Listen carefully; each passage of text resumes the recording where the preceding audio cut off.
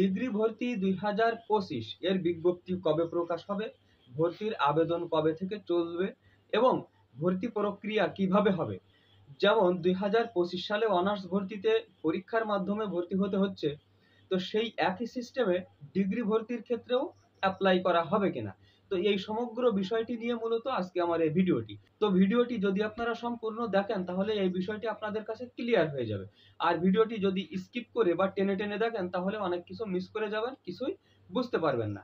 তো চলুন প্রথমে আলোচনা করি যে ডিগ্রি ভর্তি 2025 এর বিজ্ঞপ্তি কবে নাগাদ প্রকাশিত হতে পারে। আপনারা যদি একটু খেয়াল করেন তাহলে দেখতে পারবেন যে 2024 সালের ডিগ্রি ভর্তির বিজ্ঞপ্তি কিন্তু প্রকাশ হয়েছিল 5 জুন 2024 তারিখে।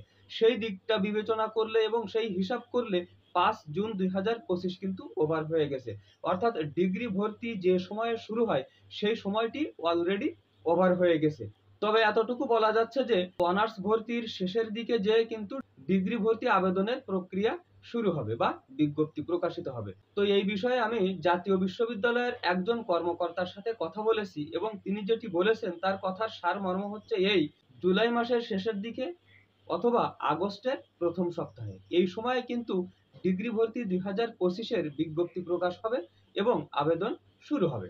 তো আপনারা যারা ডিগ্রি ভর্তি 2025 ভর্তি হবেন বা আবেদন করবেন তাদের মনে কিন্তু আরো একটি প্রশ্ন রয়েছে।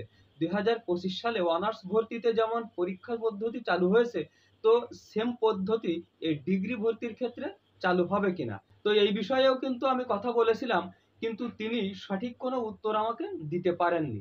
তিনি এতটুকুই বলেছেন যে এই বিষয়ে এখনো পর্যন্ত আলোচনা হচ্ছে, যদি কোনো সিদ্ধান্ত হয় তাহলে সময় মতো জানা যাবে। আমি সর্বক্ষণ যেহেতু এই বিষয়ে খোঁজ খবর রাখছি, তাই এই বিষয়ে যদি কোনো আপডেট পরবর্তীতে প্রকাশিত হয় সাথে সাথে কিন্তু আমার এই চ্যানেলে সেগুলিকে আপনারা পেয়ে যাবেন।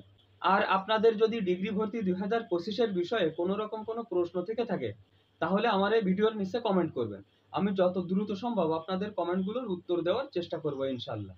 তো আজকের ভিডিও এই পর্যন্তই। পরবর্তীতে আরো সুন্দর সুন্দর আপডেট সহ ভিডিও নিয়ে আসার প্রত্যাশায় আজকের মতো এখানেই বিদায়। আল্লাহ হাফেজ।